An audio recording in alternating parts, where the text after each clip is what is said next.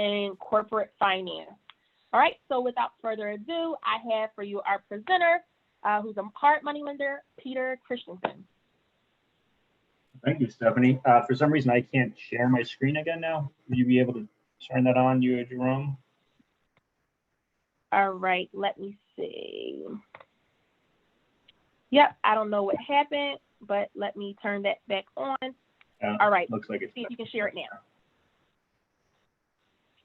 So I don't, do you see, you see just the presentation, right? The front slide? Yep, I see your entire, yep, I see your slide. Okay, perfect. So thank you, Stephanie, for that introduction. That was very kind. You definitely refied at a good time. Those programs right now are not really available. But I want to try to do in this presentation is a couple of things. Hopefully it'll be a little bit different than some of the, there's a lot of webinars out there right now. I'm not trying to sell anything. So I want to try to use my background to try to explain to everyone what exactly is happening in the credit markets right now and why a lot of our competitors are not lending and why the 30-year programs in particular are struggling right now. So Stephanie gave a very kind introduction. I am the co-founder and managing partner of Ashmore Partners. We are based out of South Jersey, and we do both short-term fix and flip loans, and until recently, we were doing a lot of 30-year DSCR loans. So I want to try to provide some information that I don't think is shared very often by people in our space. So basically, give you guys an overview of how the hard money loan industry really works, and also what's going on in the credit markets right now, some of the things that we're doing as a company, and then we'll open up some questions at the end. But I want to basically try to pull back the curtain a little bit in our space, because there are a lot of different types of hard money lenders. And I think it's important for everyone to understand how that all works, especially right now, because I'm sure we've all seen that a lot of the big national lenders are either not lending, or if they are, the terms are significantly different than they were, a month ago, last week, 2 weeks ago. They basically changed daily. So I would like to try to explain why that's happening and what's driving those changes. So anyway, that's the goal. So hopefully that'll be helpful and help people make better decisions and maybe reach out to some different sources for their capital. So the hard money lending industry is not, hard money is not necessarily the most flattering term. I like to refer to it as non-QM lending, which just means that it doesn't fall, the types of loans that we do and our competitors do don't fall under the same regulations that regular mortgages do. So they don't fall under RESPA, Frank, and all the other regulations that govern residential mortgages, where that basically fund houses where people live. So non-qualified mortgages is really what it is.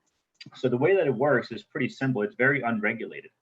So in theory, anyone could give someone else a loan, draw up a mortgage, which really just serves as the collateral for that loan, right? So as a lender, we're always looking at risk and what happens if someone doesn't pay us. And what happens when you have a mortgage is that allows you to then take back the asset. That could happen through foreclosure or deed in lieu, or there's a lot of different avenues, but we're always looking at risk.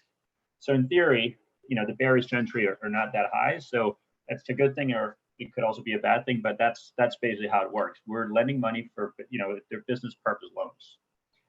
That money can come from a lot of different places. It could be someone that has money saved up at a bank and they want to just lend that money out to real estate investors, or it can come ultimately from bond investors, which would be facilitated through securitizations, which is basically what happens in the bond markets.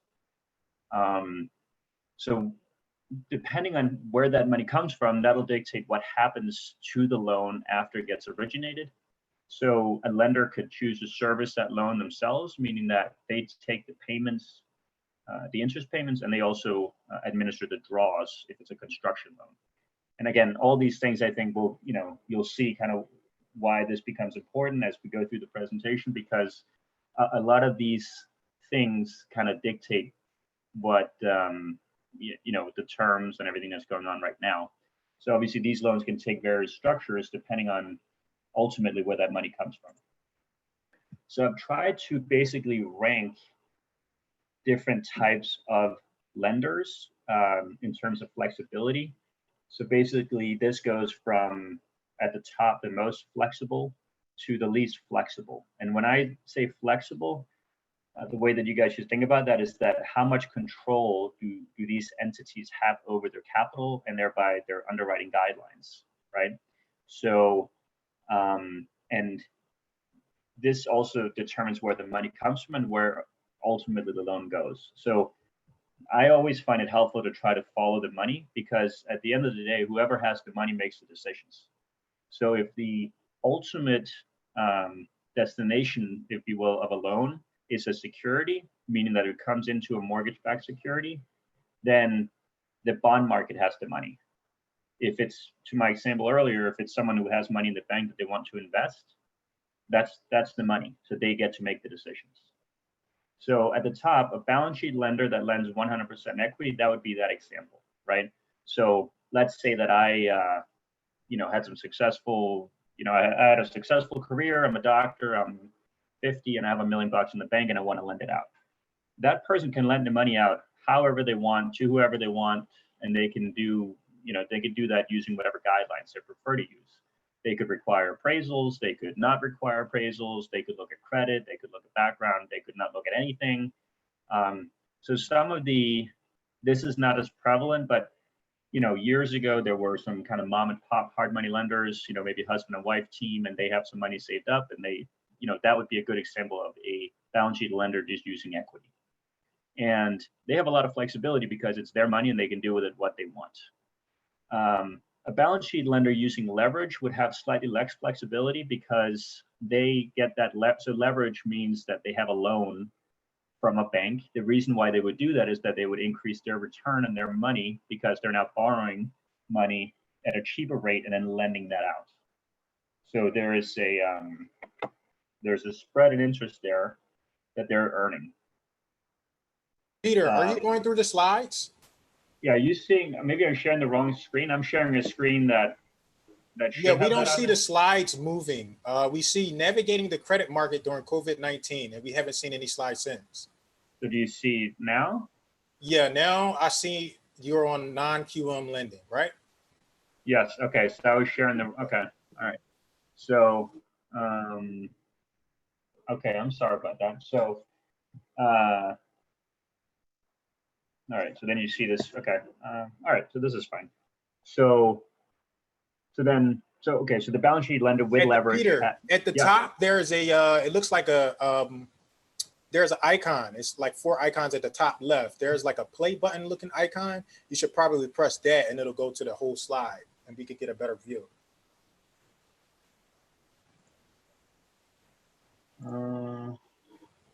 Top left, all the way up in the bar, in the orange bar. Or Peter, you can just click slideshow. Yeah, I have that. I have 3 screens, so it's sharing the wrong screen, I think. Okay. You can just stay on this and you can just click each one then. Right, so can you guys see it okay then, or did I try to? Yeah, we see it better than it was before, so this is okay. Yeah, non-QM lending overview. Okay. All right, I apologize. So, all right, so then I'll give you guys a minute to just look here, but basically, so these are the ones where I'm ranking them from basically most flexibility to least flexibility. Do you guys want me to go through the first one again? No, that's okay. You can keep going. Okay. All right. So then the next would be a correspondent, which what that means, and this is what I would venture to say, almost every single lender that does the 30-year DSCR loans fall into this category, where, so a correspondent basically means that you are closing that loan on your own books with your own money with the intention of selling that loan after origination. So almost all residential mortgages are done this way, which is why if you have a personal mortgage, you probably close it with one bank and then a little bit later got a letter saying the servicing has been transferred. Now you're paying Chase instead of Wells Fargo. Or, that's them transferring the servicing. They sold the loan. Now someone else is servicing the loan. That same arrangement happens in our industry. It happens both in the short-term loans and the long-term loans. You have flexibility because you are closing those loans on your own books. So ultimately, you're making the decision about whether or not to fund the loan, but the intention is to sell it. Then you got participation, which is basically a hybrid where whoever you are dealing with as a lender participates in that loan. So they might fund 10% of the loan, and then some other presumably bigger investor is funding the rest. Table funding, the end investor is funding the loan at the table, so at the closing table. So if you have ever done a loan where you're dealing with one entity and you get to the table and the name on the HUD is something different, that's probably a table funding situation. So you're dealing with ABC lender. At the table, the name of the entity on the HUD is Loan Funder LLC, for instance. And then lastly, you got a broker. We work with a lot of brokers. I think they serve a great purpose, but ultimately they're not lending their own money. They're connecting borrowers with lenders, right? So they provide a good service, I think, in that they have a good sense. If they're a good broker, they have a good sense of the different programs available in the market, and they might be able to match a borrower up with the best lender for them. But they don't really have flexibility because they're dependent on whatever the lender they're working with is doing in terms of their guidelines. So I can tell you guys that at Ashmore, we fall into the first three categories. So we have equity that we're lending out. We have some credit facilities that we use for leverage. And then we also do correspondent loans. So the loan that Stephanie mentioned that we closed for her in the 30-year, we then ultimately sold to a takeout investor. That loan will become securitized, so it'll become part of a mortgage-backed security. And that's a good segue into the credit market that I'm going to talk a little bit about, because the really large players in our space, so on the 30-year side, you can think about maybe Corvest, Vizio, those types of companies. They rock capital, they're all relying on their capital markets. The capital markets really is just another way of saying, Wall Street, essentially. So they are relying on the securitization market. When something happens in that market, their liquidity, meaning their available funds to lend, really gets affected. And that's why they're not lending right now. So there's different reasons why they're not lending in the 30-year space and why they're not lending in the short term. And I'll kind of go through that. I'll go through that quickly right now. So what people are afraid of, what ultimately investors in bonds are afraid of right now in the 30-year loans, is that the way those loans were underwritten, a lot of them did not really look at the borrower, right? So Stephanie alluded to the fact that we didn't look for a lot of documentation. We looked at her credit, we looked at the asset, and we looked at her background. Essentially, that was the main underwriting. So all these loans are ultimately relying on a tenant paying their rent. That rent then gets used by the landlord to pay the mortgage. That mortgage is part of a security that eventually gets paid to make the payments on the bonds.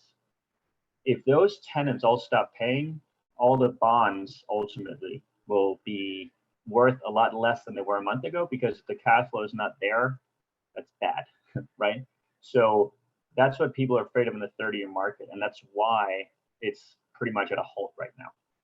It's coming back slowly, I think, but it's still, it might not ever look like it did a month ago. It might be a while before it does. I don't think that a lot of people ultimately are afraid of the values. I don't know what's going to happen to values in the short term, but I think with a pretty high level of certainty, say that in 20 years, real estate values will probably be higher than they are right now. But I don't know what's going to happen in 3 months. I don't know what's going to happen in 6 months. And that's the fear of lenders right now on the short-term loans, is that what are the values going to be in a year, right? So you underwrite something and you do 70% ARV, let's say. If values drop, then that could be a pretty big problem for that loan. The other problem right now, obviously, with construction loans is that in PA, and also now starting in Jersey, you're not allowed to do construction. So that's a little bit of a problem if you have a construction value add project. So that's the other fear of lenders right now, right? You're not going to want to lend on a project that can ultimately get turned into what the investor is trying to turn it into if they're not allowed to do the work.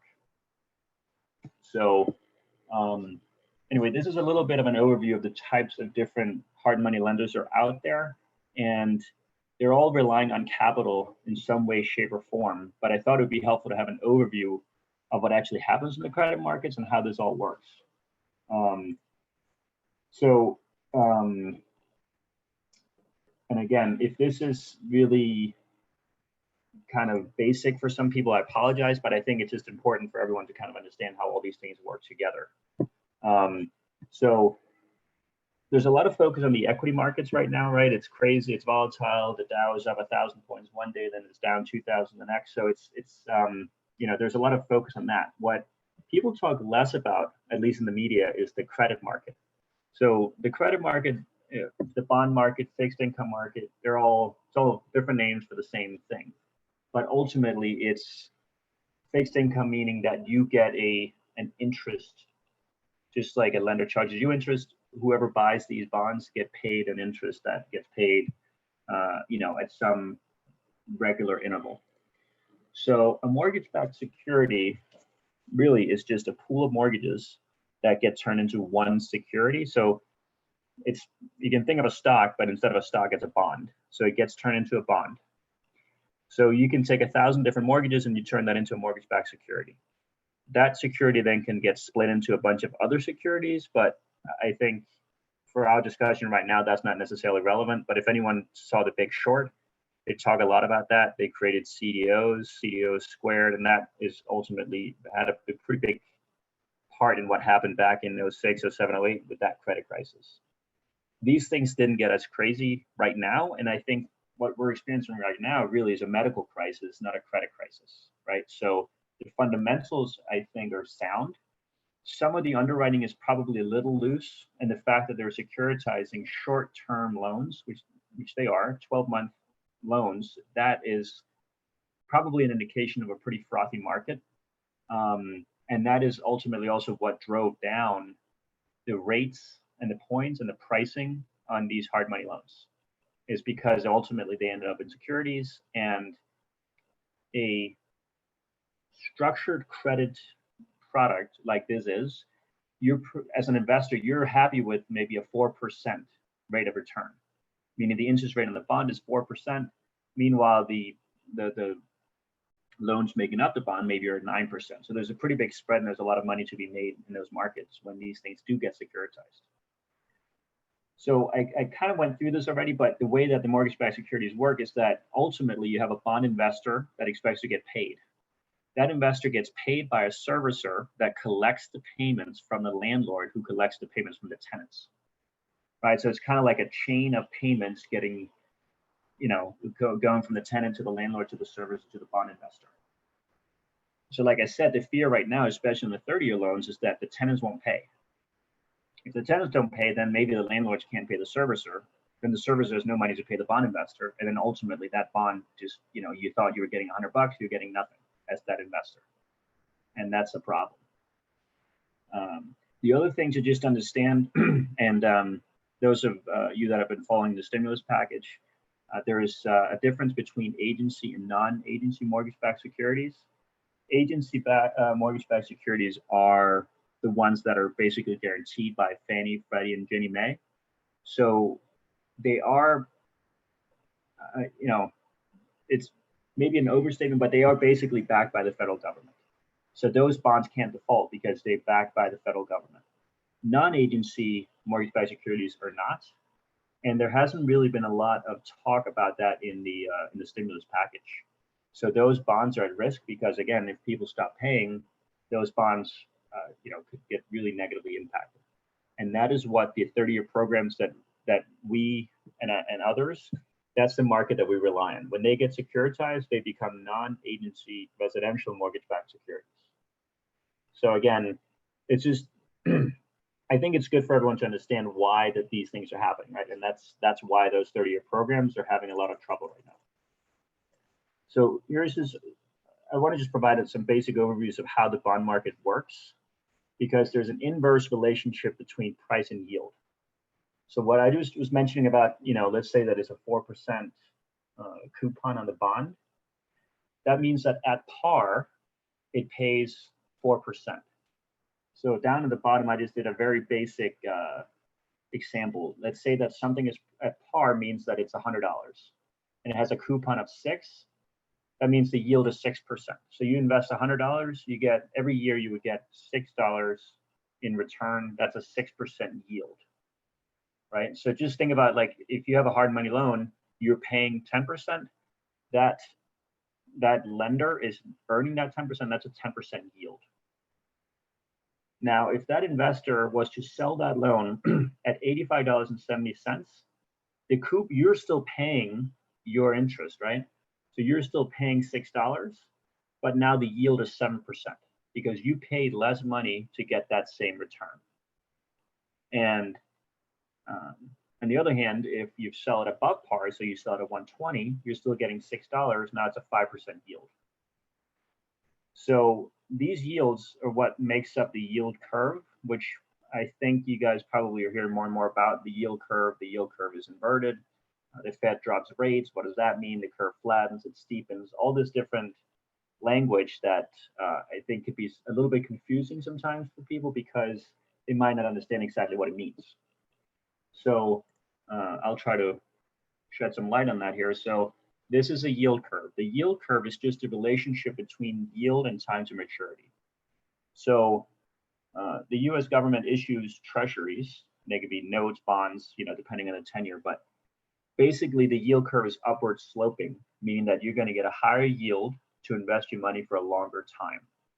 So if you want to lock up your money for 30 years, you're going to get a higher return than if you lock it up for 1 year, right? Which makes sense because there is more risk in locking up your money for a longer period of time. So what happens when, for instance, the Fed changes the Fed funds rate, which they have done recently, right? It's basically 0 now. That is, you guys, can you see my mouse here? Yeah? Yes. Okay. So that's here, right? So what can happen is that the Fed could increase rates, but that doesn't necessarily affect the rest of the curve. So if the Fed increased the rate to, let's say, 1%, it would come up here. The rest of the curve could still look the same. So now it would be a shape like this, that would mean that the curve is flattened, right? If they then take it from 1 down to 0, now the curve steepens. So the curve either becomes more steep or becomes more flat. When we talk about an inverted yield curve, it means that the rate on the shorter term tenures out here is higher than the longer term. So when the 10 and 2-year treasuries invert, that doesn't always mean that a recession is coming, but every recession, I think, in history has been preceded by an inverted yield curve. So a lot of economists look to the yield curve to kind of try to figure out what's going on with the economy. So again, following the money sometimes can be an indication of what's going to happen. So one thing that I just want to point out is that a lot of, I'm sure you guys have heard this and we get a lot of questions about this, but when the Fed changes rates, what does that do for my mortgage? Does that mean I get a lower mortgage rate? Well, no, it doesn't, because the 30-year mortgage rates are tied to the 10-year note. The reason for that is that the duration of 30-year loans, 30-year mortgages, is 10 years. So basically, on average, 30-year loans get paid back after 10 years. That's the way you can look at that. So that can happen because someone refinances their loan, they move, so they sell their house and pay off the note that way. So basically, 30-year loans are on average outstanding for 10 years. So the 30-year mortgage rate is actually tied here to the 10-year treasury. So if you want to find out, if you want to look at something that could dictate mortgage rates, it would be the 10-year rate, not the Fed funds rate. So then the other thing that becomes important is the yield spread. So the way that this is typically talked about is that spreads either widen or they tighten. So spreads widening means that, so basically here, the yellow or orange curve and the blue curve, it's just an example of two different types of instruments. So let's say that the blue is the treasury curve. And let's say that the orange is the curve on let's say residential mortgage-backed securities. The difference between the yield on those two instruments is the spread. So I just created this. I mean, this is just a basic example of this is a 1% spread. So if this pays, I don't remember the exact numbers I put in here, but let's say this 30-year is 4% here, and it's 5% here. This is the spread, 1%. If this spread widens, it just means that the distance gets greater, right? So the spreads widen. This orange curve would move up. If it tightens, it would move down, and the difference, the spread gets smaller. So the idea behind the spreads is that it's an indicator of risk. So if the spreads widen, it means that the perceived risk in whatever instrument you're comparing is higher. So investors want to get paid more, right? So we just talked about the inverse relationship between price and yield. So if the spread widens, that means that the pricing is going down. So if the spread in the residential mortgage-backed securities market widens, now the price went down, right? So all these securitizations that are done with these 30-year loans, spreads widen, the price of those securities just went down, right? That's bad. So that means that if you are a big lender and you're looking to do a securitization, you're going to wait because you're not going to want that price because that would indicate a higher yield. So instead of paying your bond investors 4%, now you're paying them 6%. Right? Well, if you're originating loans to Stephanie at 5.75 and you have to pay your bond investors 6%, you're underwater and you're not going to do that securitization. So that's why the market is halted the way that it is that spreads have widened. There's uncertainty and people don't want to do any securitizations. So therefore, there's no liquidity, right? So the way that these big lenders get their money back is through securitizations. So you lend out $100 million in 30-year loans. You're not getting that $100 million back unless you complete that securitization or you raise more capital, which you're also not going to do right now. So, you know, it's really, you know, this is one of the main reasons I think for what's going on with the 30-year loans. So hopefully this makes at least some sense and explains some of the reasons why we're seeing what we're seeing. I want to talk a little bit about what is going on with just in the market in general, both in so in the short-term loans, this is not as applicable, although it still is. I think in the short term, the bigger problem is just the uncertainty of the real estate market in the short term. So what you're going to see if you're looking for a loan right now, compared to a month ago, let's say, is that leverage is going to be lower, right? So if a lender before was going up to 70, 75% of ARV, now they're going to go to 65, 60, 55, you know, they're going to be lower on the ARV, on the LTV typically. The other thing they're going to be lower on is the loan to cost. So they're going to want more, quote unquote, skin in the game from the borrower. So they're going to lower their total loan to cost. So before, maybe they were given 90% of purchase, 100% of rehab. Now they might give you 70% of purchase, 100% of rehab. Or they might give you 80% of the total project cost. So they will give you 80% of the purchase and 80% of the rehab. So they're going to want higher FICO scores. And they might want an interest reserve. So they might want you to prepay the full term of the loan. So 12 months of interest payments paid up front. They might want to do a longer term. So instead of a 12-month loan, it's an 18-month loan. So what that's all doing is mitigating the perceived risk. And along with that, you're also going to get higher pricing. So before, maybe you were paying 1.5 and 9 or 1.5 and 10 or 2 and 10 or something like that. Now you're going to pay 3 and 12 or 3 and 10. Or so basically lower leverage and higher pricing, right? So that's, you know, it's not really a good scenario for a borrower, but there's a couple of different reasons for it. One is that there still continues to be a fairly high demand, but there's a lot less supply of money and of loans. So just basic supply and demand, you can now charge more. And then I think the other reason is just that, you know, they want to mitigate risk. So want to talk a little bit about some of the actions we have taken as a company. We are still in business. We're servicing our current loans. We're servicing our current clients, but we have made the decision to not take on new clients at the moment because, again, there's a lot of risk and we're just not sure where the market is going. For short-term loans, there's a lot of hesitation right now from everyone, I think, to lend in Pennsylvania because of the construction halts. So, and I honestly, this is not good for us as a lender because we make money doing loans, but you know, I'm not sure. There are probably some good reasons, but I would be very hesitant right now as an investor. And I'm sorry if this is not a good thing to say, but I would be hesitant to buy a value add property right now that needs a lot of construction, just because, you know, why not wait, right? Like, unless you're getting the deal of the century, then I would rather wait a couple of weeks, a couple of months, see how this plays out. Maybe you're going to get a better deal in a month than you did today. I would advise anyone that came to me with a deal to wait. Again, unless you're getting it for such a good deal that you really can't lose, right?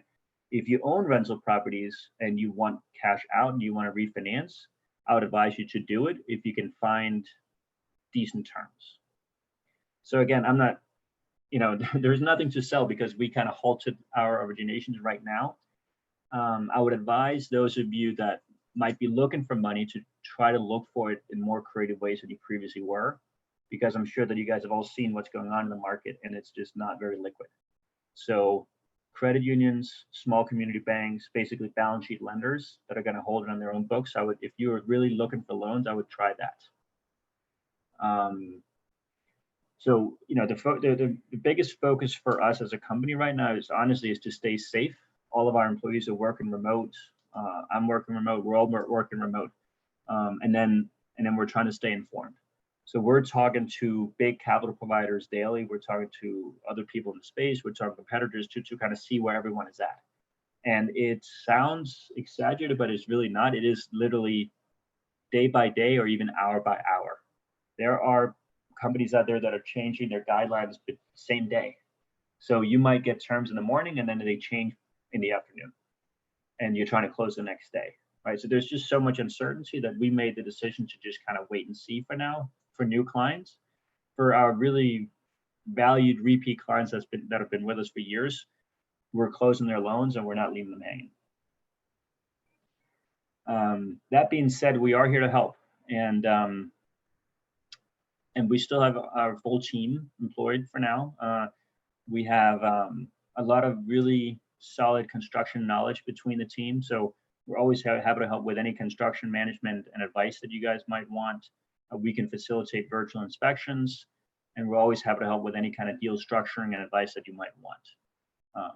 Once we open back up, we'll be happy to help you with loans, but at the moment, any kind of advice you would want or any kind of help that we can provide, we would be happy to provide. We're just really trying to help. So I would be happy to entertain any questions. Here's my email address. If anyone has any questions, need anything, you can feel free to email me. And I'll try to get back to you pretty quickly.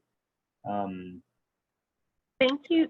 Thank you so much, Peter. This was very insightful. I know when you and I had spoke over the phone, I was like, oh, this is a lot of, you know, new terminology for me and new field. So before I open it up, I see a couple people are starting to raise their hands. Guys, if you have any questions, you can just click the hand button. It's like, that's how you raise your hand in a sense, and then we can go ahead and unmute you. So Peter, you said a couple things, and I wanted to tell our audience, like, where could they go to find out some more resources or articles to review to stay abreast on what's going on? You know, you talk about the price and yield relationship. Like, how can they read up more about this and get more information on it, since the credit market it sounds like it's a little bit different than if we were like following like our stocks, for example, you know, or following a Dow every day. Mm-hmm. Yeah. I mean, I think Google is always a pretty good choice. I know that sounds kind of like an easy answer, but you can get a pretty good amount of information there. If you look at, you know, Yahoo Finance, Investopedia. Those are all pretty good resources. If you want to get just a little bit, if it's more basic stuff, you can find some stuff online pretty easily. That would be my recommendation. Or send me an email. Okay. We can have a conversation. Okay, awesome. And then also, my other question was, when you were talking about the yield spread and how you gave the example of, like currently on your example, it was like a 1% difference. If when the yield spread widens, like, does that mean that potentially like interest rates can go up? So for example, you gave the example of, hey, in your example, you said it's at 3%, but if it widens from 4%. You said it's at 4% at the 30-year mark, but if it widens to, let's say, 6%, would that mean that if you have to pay the bond investor 6%, would like our interest rates be like 7.5%, or does that mean that it goes up when the yield spread widens? That's a good question. So, just to clarify, when you say you're talking about someone like you with your loan. Mm-hmm. That's already in place and closed. So a loan that's already in place, it doesn't sound like it. I don't think it would move. Right. But I guess what I'm thinking is, let's say, for example, when all of this had happened, like I had seen that y'all had sent an email out and was like, hey, we're offering refi starting at 5.25. And I think I mentioned that to you because I was like, hey, I'm at 5.75. I just closed last week. But did that have something to do with like a fluctuation in the yield spread, or, I don't know. Yeah, no. So ultimately the capital markets determine the pricing. So a securitization doesn't happen, super quickly after you close your loan. So maybe I should put together a slide about this, but basically, there's originators, which is what we are. So we originate the loan, right? We then sell it to another outfit. It could be an aggregator, meaning they buy loans from a bunch of different people and then they securitize. Or it could just be sold straight into a securitization pool. So yes, if this does mean that if the spread widens, then anything that gets originated now will be at a much higher rate. So first of all, your loan wouldn't be possible right now because the LTV is lower. But if it were, and with the spreads the way that they are, you would probably be in the 7s. So yes, this is exactly you got it. You like hit the nail on the head. If the spread widens, the pricing for the borrower will get worse.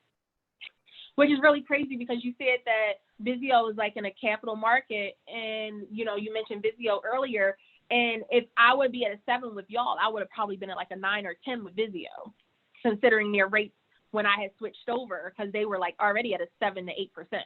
Yeah. That's interesting. Yep, you could have been. I mean, so the pricing, everyone has teaser rates, right? So everyone is doing loans starting at 4.99, except that when you get the terms, it's 8. So especially for the 30-year product, again, we talked about par, right? When we're talking about the yield and price relationship.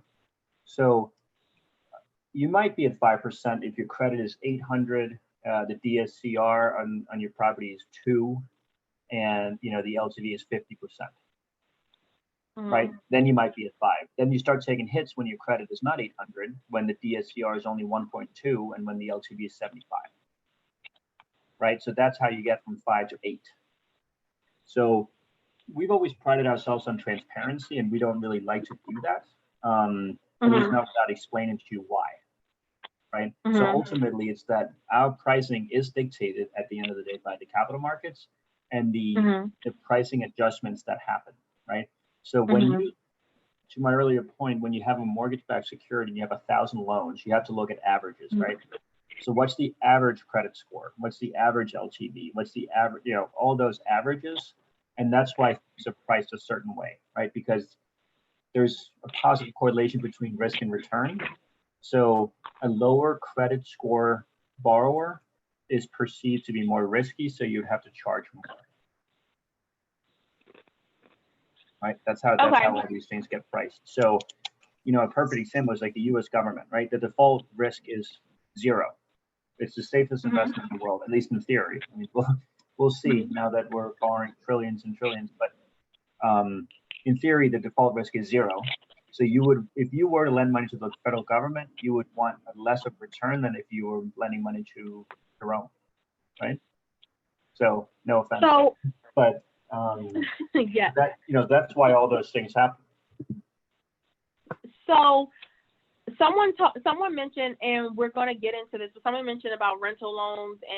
And before we get into those questions, I wanted to ask you, I always tell people when I'm doing presentations, before all of this had happened, I always tell people, I say, hey, it's so easy to get into hard money loans, you know, those 12%, 12 months or 9%, you know, short-term hard money loans. It's super easy. You only need like a 600 credit score, some money in the bank, no docs, typically easy to get into. I tell people, but you need to watch out, because I know what I ran into is that when I stopped working as a school counselor, I now lessened, you know, I wasn't self-employed, I guess, for the IRS for like 2 years. So now my taxes are looking different now. So refining was harder. So I always tell people it's easy to get into hard money for short term, but it's harder for refining. So with all of this going on now, for those of us who are entering into deals, like I'm hopefully going to do a deal with you all for in New Jersey. So if I enter into a deal with you all, how easy is it going to be to get into that refi, hopefully, after this deal is done? Or even if I get into, let's say, a full gut renovation, how easy is it going to be to get into that, you know, no doc program typically loan? Because like you were mentioning to me over the phone before, a lot of these persons who are buying these 30-year refis they want to minimize their risk by dealing with a lot of no doc lenders. Right. During the time. No, that's a great question. And that's unfortunately, I don't have the exact answer, because I think it'll depend on what happens in the markets. What I would say is it's not going to be as easy as it was a month ago. It could get that easy again, potentially, but I don't know when. So I had a conversation earlier this week with a pretty big, well-known 30-year lender that they do securitizations themselves. I mean, they're direct to the securitization market. They had paused their lending. They're reopening it next week. But so they also do full doc loans, and they did basically no doc DSCR loans. That program, they're still on hold. So they're now doing loans to investors, meaning it's not an agency loan. So they would lend to you, you know, they would lend to an entity, right? So you can't get a Fannie Freddie loan in an LLC. They would lend to you personally, right? So you can get a loan into an entity, but it would be full doc. The rates would be pretty competitive, but you would have to show tax returns, bank statements. They would look at DTI. So, you know, again, it comes back to the risk, right? A lot of these loans were originated with no docs. So really, how good is the guarantor when things do go sideways? Are they going to be able to withstand, you know, whatever downturn is coming? So I think before that opens up, we're going to have a couple more months where people are kind of watching rent payments being made, mortgage payments being made, that kind of thing. It's not helpful. Yeah, that's. I was going to say it's not helpful that a lot of the information that is getting put out publicly is very vague, right? So, I mean, I get it. I'm not a politician, but I mean, I get, you know, that these things are difficult. But when you hear on TV like, oh, you don't have to make your rent payment, it's like, okay, so, you know, the trickle down effects and how that all gets, you know, all the impacts that has, it's very unhelpful when the government makes blanket statements like that, right? Because they're not going to help out the bond investors in our market, right? So that is specifically for loans that are agency loans, right? Like we talked about. So if they're Fannie and Freddie loans, the government will do something to help. But if they're not, they won't. And no one understands that difference. So all of the tenant hears is that, oh, I don't have to make a rent payment, cool, right? And then you're stuck. So again, there's too much uncertainty right now, I think, for any lender to be comfortable doing those loans. So I think it will be a little while before that comes back. There still So are. you're saying, so to answer your question, you're saying, hey, Stephanie, if you or anybody that's on here, if you decide you want to go the no doc route for personal reasons and, you don't want to get involved with like tax returns and all that good stuff, you're saying be careful because they may not be refined as they were once. Yes, currently. I would definitely say that. I would caveat with what you said with tax returns or personal reasons. We have a lot of really good, really successful real estate investors. And as you know, we don't ask for tax returns, but I'm pretty confident that most of them probably wouldn't have, their taxes might not reflect accurately what they're, there's a lot of ways to decrease your tax burden as a real estate investor, right? So legitimate ways, but you have depreciation, you have a lot of expenses. So that's not going to be helpful for you if you're trying to get a full doc loan, right? So what I would say, depreciation isn't. If you do depreciation on, because that's what I did last year, and it still didn't make me qualifiable, which I was upset because I'm like, I could have claimed all my expenses instead of depreciation. Well, but your depreciation lowers your taxable income, right? So Okay. It's a non-cash expense, and so if a lender is savvy, they should back it out because it's on paper, right? Your asset is probably actually appreciating, but you're taking depreciation. It's one of the huge benefits of real estate, right? Because the tax burden is much lower. Okay. But what I would say is, and I have this conversation pretty frequently where someone has a problem with one of our underwriting guidelines or something. And obviously we have guidelines in place ultimately to protect us, but a lot of them also protects you as a borrower, right? So a lender is always going to they're going to want to know how they're going to get paid back, right? So you want to borrow this money, how are you going to pay it back, right? With a fix and flip, obviously you're going to sell it. With a buy and hold, you're going to refinance.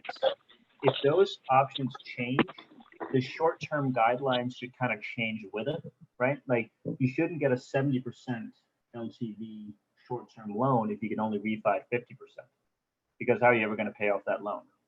So then you got to find a better deal, right?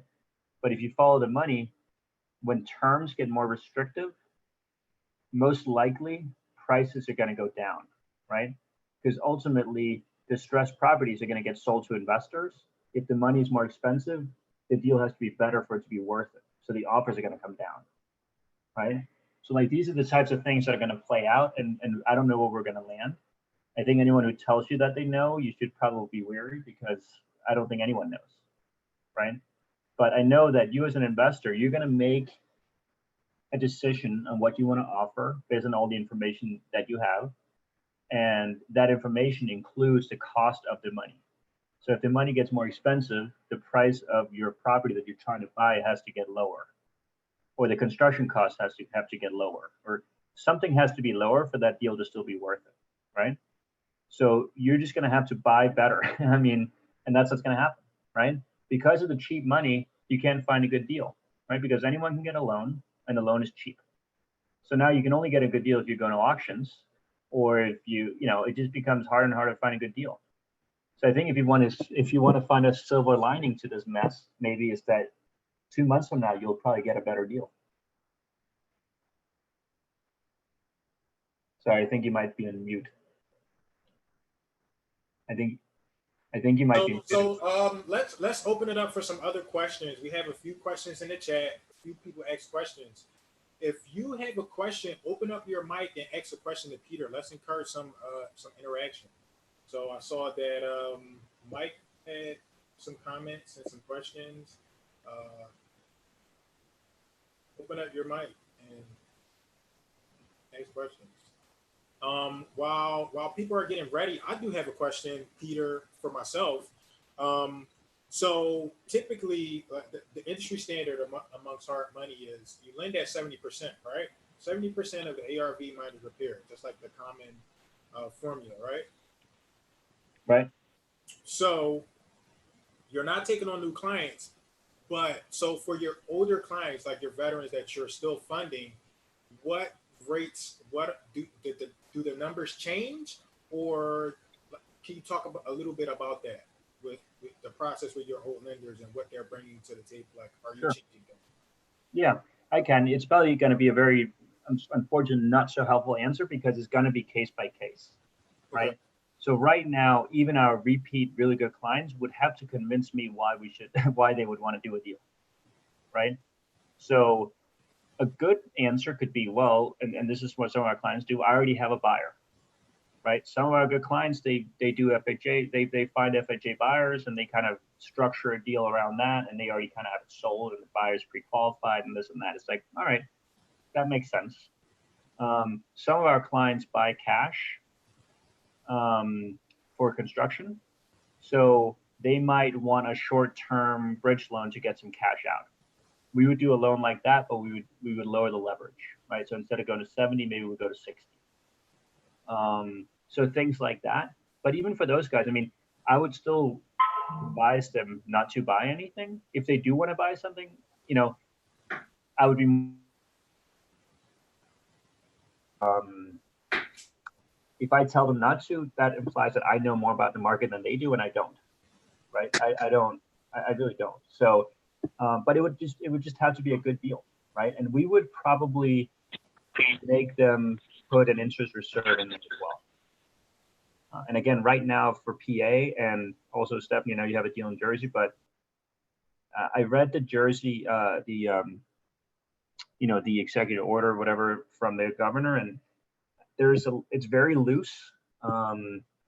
And I think, at least for now, that construction in Jersey and the types of properties we lend on will still be allowed to continue.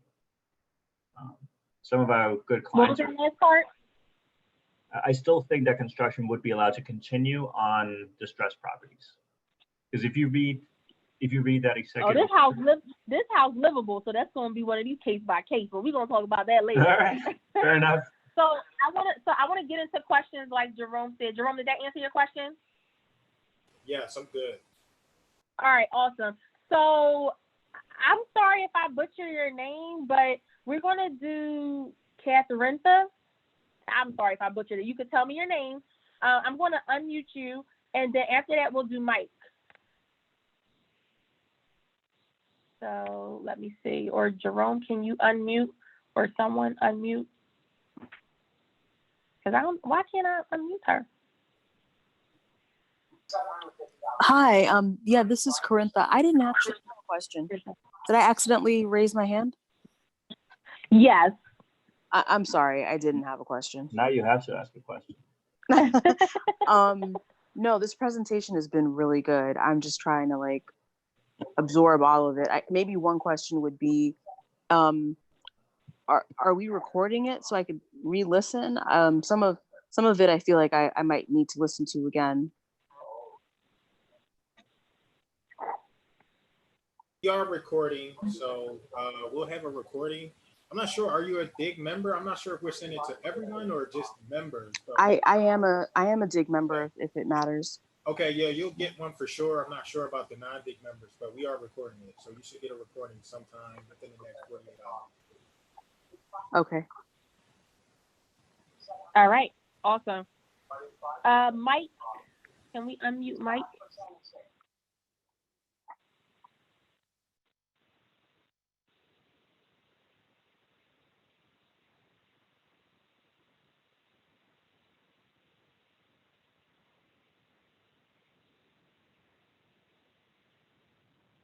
There we go. Hello. How you guys doing? Can you hear me now? Yeah, Yeah. we hear you, Mike. Awesome. So my two questions, generally during non-virus times, do you guys have a fix and flip loan that turns into a 30-year rental loan in one close? And then the second question, do you know anybody that is doing long-term rental loans refinances at this time? The answer to your first question, unfortunately, is no. We don't have like a bridge to perm product. The whole one close is tricky for the securitization market to handle, I think. So I think that's ultimately what is, a lot of people work on trying to come up with something, but we don't have one. I honestly cannot say with certainty that I know any one lender that has closed any 30-year loans recently. So I think that a lot of people potentially are saying that they are, But then when you actually talk to someone, they are, but they're not right now. Is the answer that I hear a lot, which is frustrating. Yeah, for sure. So I think if you call around, that's what you will find, unfortunately, most of the time. Are you looking specifically for like a low doc type loan, or would you be interested in something that would be a little bit more full doc? It doesn't matter. To be Okay. honest with you, like I've called probably 15 banks since Monday. To be honest with you, I think only 2 have gotten back to me. Yeah. And they both said that they're just not doing anything at this time. My previous lender put everything on hold. Who was that? That was Lima One. Yep. And just getting a little frustrating. Just it's not a huge deal, but I'd like to be more cash heavy going into the end of whatever the end of this virus may be. Yeah. Hopefully it's soon. And I hear you. I think right now, I mean, cash is always king, I guess, but right now probably more so than in the more recent times. Shoot me an email. You have my email there, right? On the screen. It's up. Yeah. Shoot me an email, and I might be able to point you in some directions. Like I said, you might have to get a little bit more. I mean, if you have the personal income and assets and things, then I might be able to put you in touch with people. Yeah, I don't mind like personally guaranteeing them. Yeah. Okay. Yeah. Yeah. We talked to Lehman One either early this week or late last week, and yeah, it's just I think they're in the same boat as everyone else. Thank you. Yep. No problem. And to answer your question, the piggyback, Mike, Lima One was going to be one person I recommend, but a lot of lenders that are out there, they're just like shutting down for right now. They're on pause. But you asked about those bridge loans, the perm loans. So I only know Spring Garden Lending. I have a few friends who use Spring Garden Lending. I thought about using Spring Garden Lending, and then I needed to close like $20,000-$30,000 up front, which was a lot, I felt like. And not for, they were doing, I think, a 5-year ARM. I think that's what it's called. Like, you got to pay it off after 5 years or something. And it was, they're partnered with Hyperion. So I wasn't really satisfied, but that's just me personally. I know a lot of people who use Spring Garden Lending. It wasn't my personal choice. I'd rather use 30-year fixed. So that's why like Ashmore had worked out for me. But Spring Garden Lending is like one of the only companies that I do know that will do a fix and flip. And then at the same closing, you'll already be attached with Hyperion on the back end. Lima One does that as well. Yeah, Lima One has a 2+1. That was like their program. Lima One is better, I feel like, because they do have the 30-year fix as well. But definitely higher interest rates that I've noticed. Yep. And then I've also used, because not a lot of people do 30-year fix too, for me in my situation with no doc. So not a lot of people do 30-year fix that are pretty good rates too. So I think Lima One and Vizio were really high for rates. Like, it depends on your credit score too, but I was up 7 to 8%. So that was the other difference as well. Peter, but Spring Garden Lending, if you want to look at them in the future. So Peter, like some of what Mikey is experiencing, the other day, I'm a part of a RIA mastermind group, and what came up was, I guess it's like a big lender, Peer Street or something like that. Do you know about that? Can you talk about that and how that's influencing things? Just talking about Peer Street as a company or crowdfunding? Like supposedly paused or something like that. Is that? I don't know. Suppose they paused? Yeah. Or like. No, I think they're halted as well. Okay. Yeah, I think I mean, it sounds like Mike has done a lot of due diligence in these places. I mean, I really don't think you're going to find very many options for 30-year loans. I'm curious though, Mike, if you don't mind, just as a follow-up to your question, I guess, for you, like, what is the allure of a bridge to perm? Is it because of the valuation risk and needing another appraisal when you close in the refi? Because I don't think that you're going to save much in terms of cost, because I mean, I know that Spring Garden offers that. We have some clients that have run some of that stuff by us, and at least from what I remember seeing, it's pretty expensive. So I did one with Lima One. It definitely, like she said, the costs are a little bit higher with Lima One. Yeah. But I was able to only put 10% down. They refinanced 100% of the fix up, the renovations, and in a reimbursement. So I had to, just get reimbursed for those after the fact. But it was one close, and it did turn into a 30-year loan. So it was just easy, to be honest with you. Like, I mean, I like putting 10% down.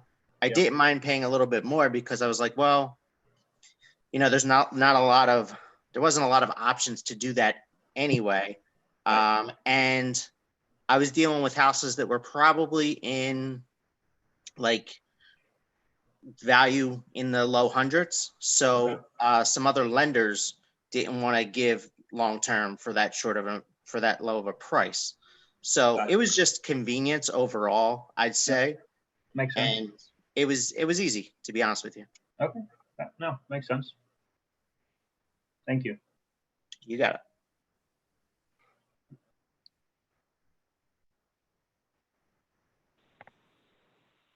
it. All right.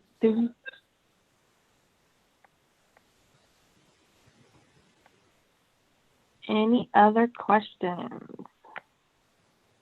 I see maybe it's Effie. I see your hand is up and Kia's hand is up. So let me see. Effie. Hi, Effie. Can you what's your question?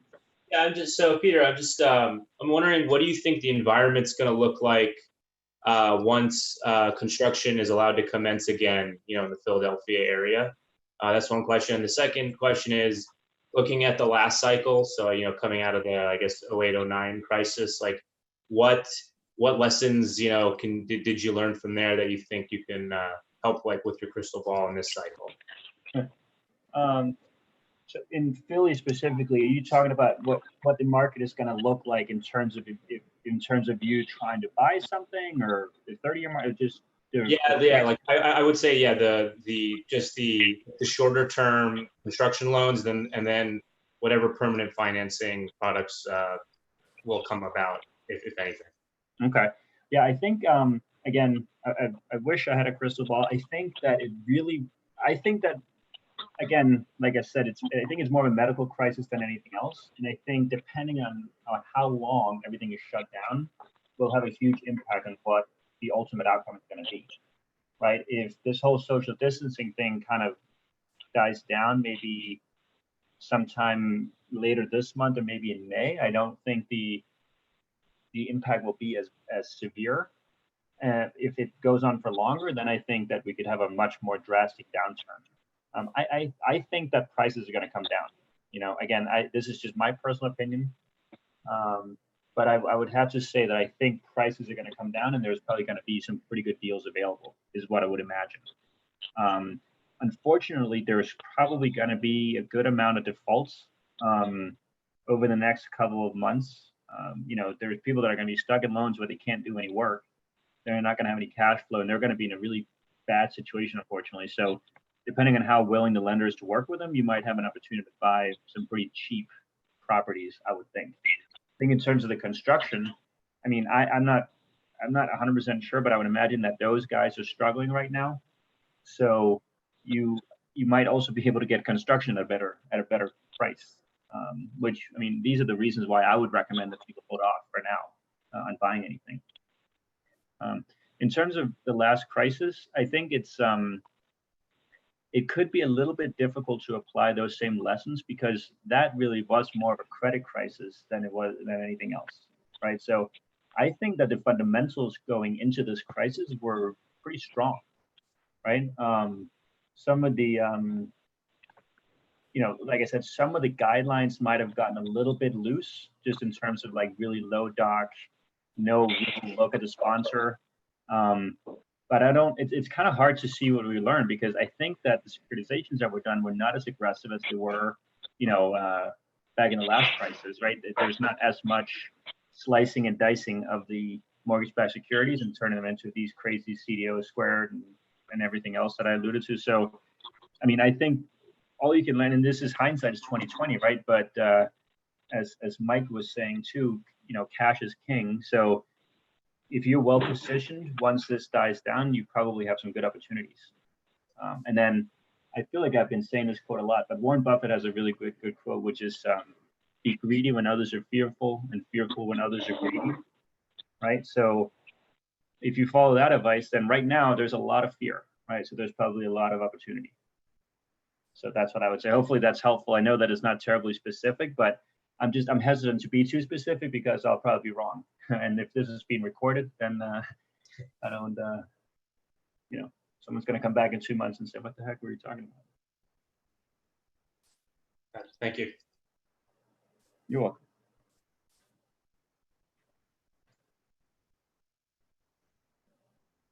All right, we are so we're about 5 minutes after. Any more questions before we wrap up? Kia has a question. Hold on. Can you hear me? Yes, I can hear you. Oh, hi. I joined in late, but so I was wondering if you have a client. Did you say that you're kind of not taking new customers, but if you have a client that has a that wants to do a cash out refi on a what is it? A clear and free deed, like there's no first lien holders. Are you taking any clients in that's just looking to refinance out, but free and clear is what I was saying. Like the house is free and clear, but they want to do a cash out refi. Are you lending to those in that situation? So if you're looking, presumably you're looking for a 30-year loan on a free and clear property that there's a tenant in? Yes. Yeah, so unfortunately, we're not doing 30-year loans. What we potentially would do, and what I think you'll find, so again, I mean, that's a good question because there might be other people in that situation. Right now, if you have something like that, if you want cash, what you can do, and what you would find more easily right now, would be a bridge loan, right? So it would be more expensive and it wouldn't amortize. So it'd basically be like a hard money loan, but you could get probably a 12 to 18 month hard money loan right now on that property to get cash back if you want the cash. And then in that period, something will happen in the 30-year market that would allow you to then refinance it into a 30-year loan. So that would be my advice to you right now. I just like to be honest and transparent. We probably would not do that right now, but you might be able to find some companies that would. Again, right now I think it's really hard to find anyone who's lending. But what you would want to look for, let me just pull back this slide here. But what you would want to look for is one of the lenders towards the top of this slide, right? So these, maybe mom and pop hard money lenders, they would probably do something like that, right? Because it's pretty low risk. I don't know what kind of leverage you would be looking for, but someone would give you a 50% LTV loan on a free and clear property for sure.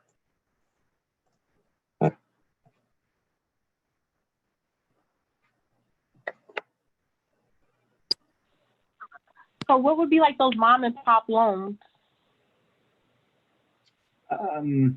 So unfortunately, I don't know as many of them as I used to. I think a lot of them are going to maybe come out of the woodwork now because they would have a really hard time competing with the products that were being offered over the last year or two. But I think, I'm sure maybe there's some networking within DIG. Otherwise, check out like Bigger Pockets. I would just do some research. They are going to be a little bit harder to find because, unlike Visio and Lima One, they're not going to pop up towards the top of the list if you Google them. So unfortunately, I don't know any off the top of my head, but I would just, use your network and ask around. Okay.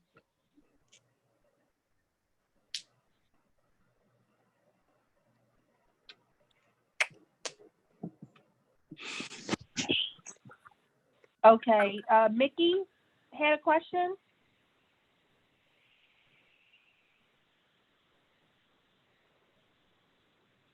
I think that was Mickey. Let me see. Mickey, hold on. Unmute. Can you hear me? Yes. All right, Peter. First, I'd like to say definitely good slideshow. Learned a lot here. Recently, didn't the Fed buy a lot of treasuries? So shouldn't that have opened up the market for lending? I'm sorry, what was the first part of that? I said, didn't the Fed buy a lot of treasuries recently to open up the lending market? They did, yeah. So those would be the quantitative easing measures, as they call it. They bought a lot of treasuries. They also bought a lot of agency mortgage-backed securities. Okay. What they didn't buy was non-agency mortgage-backed securities. So let's see. Yeah, so here, right? So they bought. So what happens when the Fed does that is that it brings these spreads in, right? If there's more demand for something, it brings the price up, right? Which in the bond market brings the yield down. That's good. It's good for liquidity. It's good for the market. And you're right. They did buy a lot of treasuries. They bought a lot of agency RMBS product. But like I said, they didn't. But they're not buying non-agency RMBS, and that's the problem. So do you think going with like a traditional 30-year mortgage is relatively easy right now, or do you think the banks are just bombarded with all the PPPs? I think the banks are definitely bombarded with those. Full disclosure, we applied for it, right? We have people that we're employing, and there's not a whole lot of revenue coming in right now. So I think they probably have their hands full with that. But no, I think, again, if it's an investment property, though, if you want to get a regular agency loan, you have to close in your own personal name, and it's full doc, right? And that you can definitely still do. What about like in the LLC? Well, then you're looking at then it would be a non-agency loan, because Fannie and Freddie only lend to individuals. Okay. At least as far as I'm aware. So, you can quit claim deed it into your own name at closing. Okay. So you should be able to do it. If you quit claim deed it, does that get recorded? Yeah. It does? Yeah, a deed gets recorded before the mortgage. But won't that trigger sometimes a payment? Like if you change the ownership, they want it to be paid in full? Yes, it's a default trigger, most likely. I don't know if you have a mortgage right now, I would have to look at that mortgage to see what the default triggers are. But yes, typically, transfer of ownership is a default, because now you don't own it anymore, right? Yeah. Or at least, but if you're refinancing, you're getting a new loan and you're paying off your own other loan, right? Mm-hmm. So then there's no, you're paying that first lender back anyway, so it doesn't matter if you're technically in default. Okay. I've heard advice from some people that you can take a regular loan from a regular bank in your personal name, and then you quit claim deed it to your LLC after closing, right? Yeah. I'm not an attorney.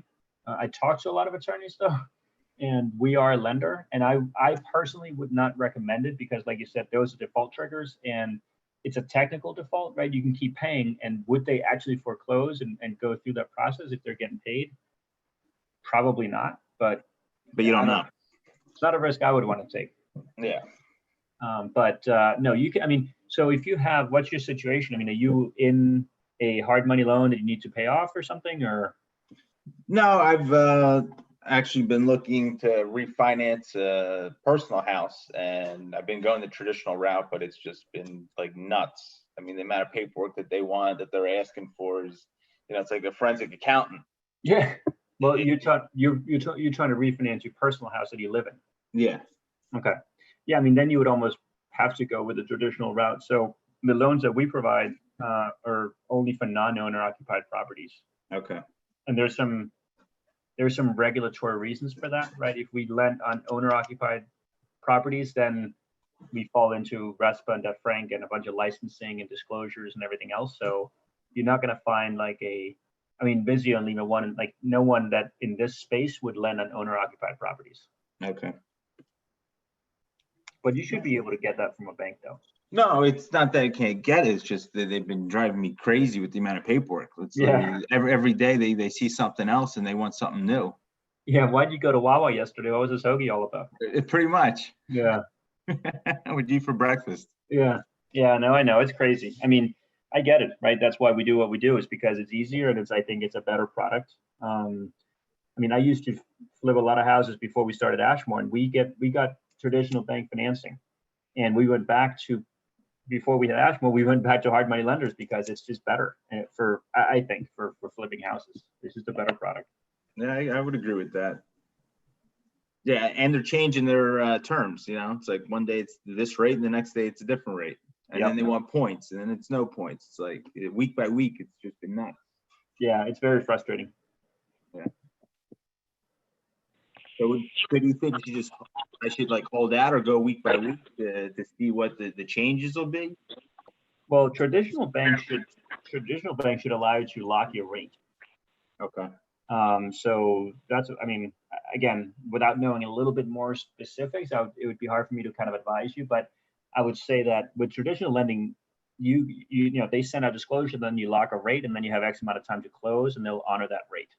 Right? Well, they haven't been. That's the issue. Yeah. Again, not to keep reiterating this presentation, I guess, but it's because the reason for that is the capital markets.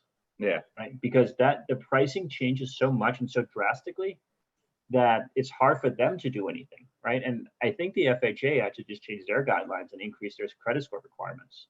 So there's just so many disruptions in the market, and it's hard for anyone to make sense of it, which is why a lot of people chose to just say, okay, let's wait and see what happens.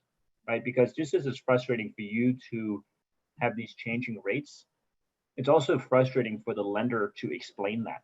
Right. And at some point, you're really just doing your clients a disservice. And that's kind of what we ran into. It's like we issue terms and then they change, and you got to call the, you know, you borrow back. You're like, yeah, I know that yesterday, you know, we quoted you 6%, but now it's 7%. Yeah. Exactly. And then they're like, okay, that sucks, but I can get over it. Then the next day it's like, well, now it's 7.5%. And at the end, it's just kind of like, okay, that's just not good for anyone. So let's just wait and see what happens. All right. It's like it's the waiting game at this point. Also, I got I know you were talking about construction. I got a construction job in Jersey, and we're going to keep moving forward because we got a lease on the place. Yeah. So that was one of the exceptions. Yep. Yeah. If you already have a contract or something, right? Yeah. Yeah. I feel like some of those exceptions, though, are vague enough that I think there's a lot of. You could fall into them. Yes. There's a lot of good reasons why you could keep working. Yeah. I wish they would do the same thing in PA. Yeah, it would be nice. Yeah. All right. Well, thank you. I appreciate it. No problem. Yeah. Thank you. All right. So thank you so much, Peter, for this. As we begin to wrap up, I had just wanted to leave you all with something, because someone had asked earlier about the, like, what does this look like for our environment? I made a little joke. Nobody didn't laugh at my joke in the comments, but it's okay. But all this week, I've been going to different, like, recession-proof, learning about different asset classes that are supposedly recession-proof. So people talk about land investments, mobile home investments, a lot of different things. But one thing that I did take away was talking about the different markets and the different curves. So and there's an article that came out. Don't quote. You can just probably Google it and find it. But our economy is hoping for like a V-shaped curve line. So basically what that looks like is that currently we experience a drastic drop in our market, but then hopefully, it will go back up. And what I learned from this presentation was that typically in a V-shaped economy, you're typically looking at an 8 to 10 month turnaround. So typically what this looks like is that a lot of people have questions about like COVID-19. What this would typically look like in a V-shaped economy is that, hopefully people are starting to abide by, not going out as often, only for bare essentials. Maybe particularly we may get some type of cure or some type of vaccine that will lessen the amount of cases that we're getting. So in a V-shaped economy, the economy can kind of bounce back within the 8 to 10 month span. It also looks like persons, their bills will be getting caught up on a little bit faster, or bills can still get paid on time because maybe persons can manage within this 8 to 10 months. It also will look like with a V-shaped economy that if persons get laid off, generally some of those companies are able to give out severance packages for a certain amount of time. So that's what it can look like, and that's the best type of bounce back we can typically get in this type of market. If we aren't abiding by, staying in as much as possible, if there's not a cure that kind of gets found for COVID-19 sooner than later, we're looking more at like a U-shaped economy. So this is all going back to someone asked a question about like what does the environment look like and things like that currently. So with a U-shaped economy, and you can find information. This was all by Myers Research, or Myers. No, it's not Myers. It's like Myers Research. I'm going to put it I'll put the link in the Zoom. It's MEYERS Research LLC.com. But they did a presentation, and someone has shared the similar presentation with me. So if we're looking at a U shape, so just think, for you, it's going to take, that means that it's a little bit down for a while and then it comes back up. So instead of that 8 to 10 month, bounce back period, we could be looking at a 16-month bounce back period. So basically that means that if this COVID-19 is not in control, it's not going to have as much shorter thinking as you would typically see with a V-shaped market line.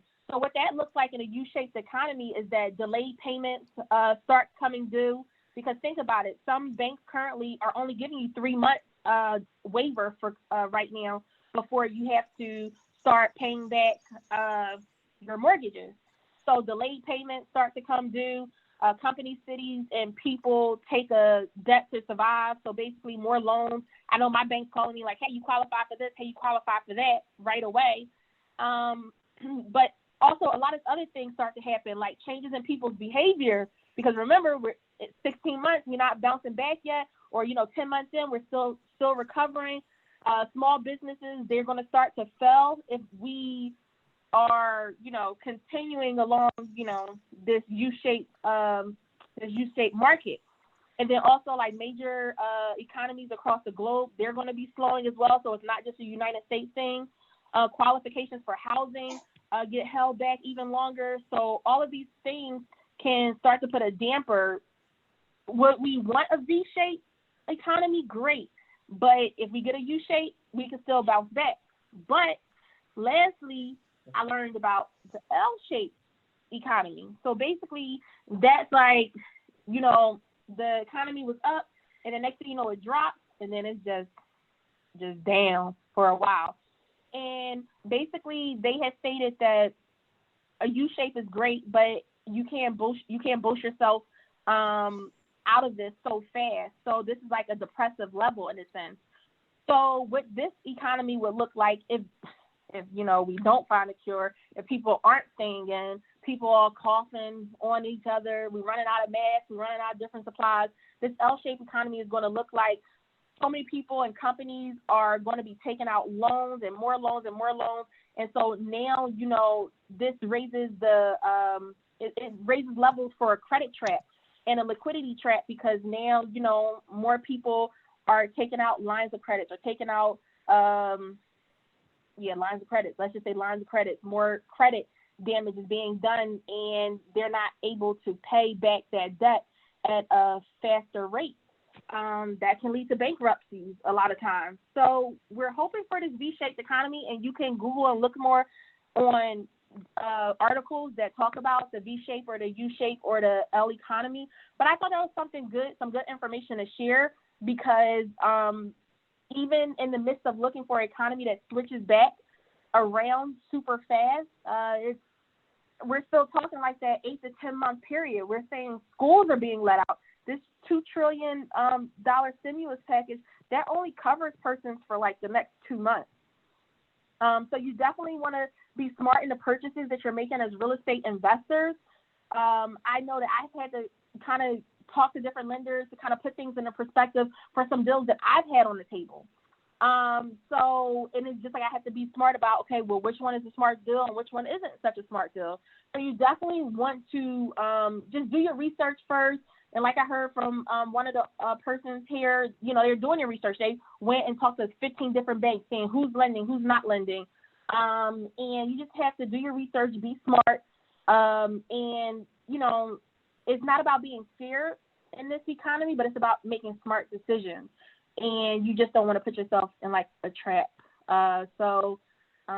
Yeah, that's pretty much it. And I thank you all for coming to the presentation. It doesn't look like we have any more questions. Peter, once again, I really appreciate you for taking the time out to talk to our DIG members and even non-DIG members. If you want to know more information about DIG, contact Jerome Lewis on Facebook.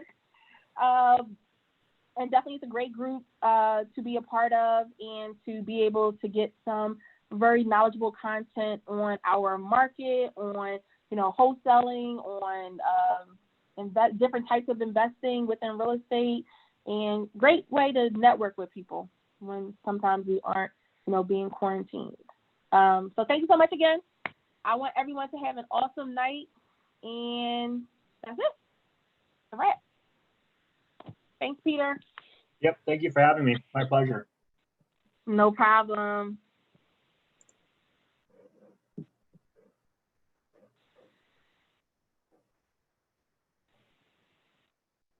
All right, Jerome. Deuces.